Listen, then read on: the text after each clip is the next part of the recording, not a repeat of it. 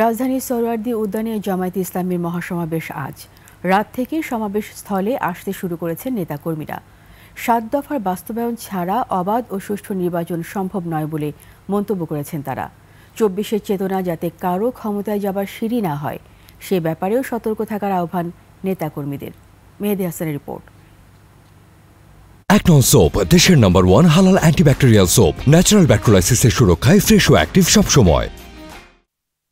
আসছে নির্বাচন যাতে অবাধ, সুষ্ঠু ও শান্তিপূর্ণ হয় সেজন্য ৭ দফা দাবিতে জামায়াতের এই সমাবেশ সামনে রেখে রাত থেকেই সোহরাওয়ার্দী উদ্যানে জড়ো হতে থাকেন নেতাকর্মীরা। বলেন, লেভেল প্লেইং ফিল্ড এখনো প্রস্তুত নয়। বাংলাদেশ থেকে পলাতক যারা বিশ্বের বিভিন্ন দেশে অবস্থান করতেছে তারা প্রতিনিয়ত এই দেশের পরিবেশকে অস্থিতিশীল করার জন্য তারা একেবারে মনে করেন যে কন্টিনিউ তারা লেগে আছে। তো সেই ক্ষেত্রে আমাদের মনে হয় যে লেভেল প্লেইং ফিল্ড যেটা দরকার ছিল সেটা এখনো পরিপূর্ণ হয় নাই। যারা প্রবাসী, যারা আমাদের রেমিটেন্স যোদ্ধা, ওদেরকে ১ কোটির উপরে ওদেরকে ভোটার করার জন্য ওরা যে মানে গণতান্ত্রিকভাবে ভোট দিয়ে নির্বাচিত করার জন্য প্রত্যেকটা এলাকার লোককে সেভাবে একটা দফা দিচ্ছে। নির্বাচন অবশ্যই আমাদের প্রয়োজন, তবে আমরা চাই একটা পরিবেশে এনে একটা সুস্থ, অবাধ, সুশৃঙ্খল নির্বাচন হোক। ৭১-এর চেতনার মতো ২৪-এর চেতনাও যাতে অপব্যবহার না হয় সে ব্যাপারে সতর্ক থাকতে হবে বলছেন জামায়াত নেতাকর্মীরা। ৭১-এর স্বাধীনতা নিয়ে অনেক বাণিজ্য হয়েছে, ক্ষমতা যাওয়া সিঁড়ি বানানো হয়েছে। জুলাই বিপ্লবকে কোনো অবস্থায় বাণিজ্য করার জন্য ক্ষমতা যাওয়া সিঁড়ি বানানো যাবে না।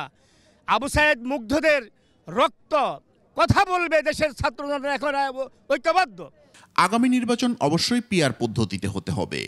আগামীকালকের এই সমাবেশের মাধ্যমে আমরা ইনশাল্লাহ এই একটা নিশ্চিত হয়ে যাব যে বিএনপি সহ সকল দল এই পিআর পদ্ধতিতে একাত্মতা প্রকাশ করে নির্বাচনে আসবে ইনশাল্লাহ। সমাবেশে জামায়াতের পাশাপাশি অন্যান্য ইসলামিক দলগুলোর নেতারাও উপস্থিত থাকবেন। মেহেদী হাসান, ২১ টেলিভিশন, ঢাকা। এদিকে জামায়াতের সমাবেশে অংশ নিতে দেশের বিভিন্ন জায়গা থেকে যাত্রা শুরু করেছে নেতাকর্মীরা। শুক্রবার রাত থেকে সমাবেশের উদ্দেশ্যে রওনা হন তারা।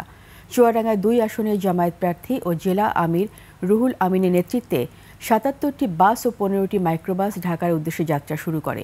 নেতারা জানান, জাতীয় সমাবেশ খুবই গুরুত্বপূর্ণ ও দলের জন্য টার্নিং পয়েন্ট। এ সমাবেশের মাধ্যমে জাতি নতুন বার্তা পাবে। এছাড়া মানবিক বাংলাদেশ গঠনের রোডম্যাপ ও দুর্নীতি দুর্বৃত্তায়নের বিরুদ্ধে সতর্ক বার্তা থাকবে সমাবেশে।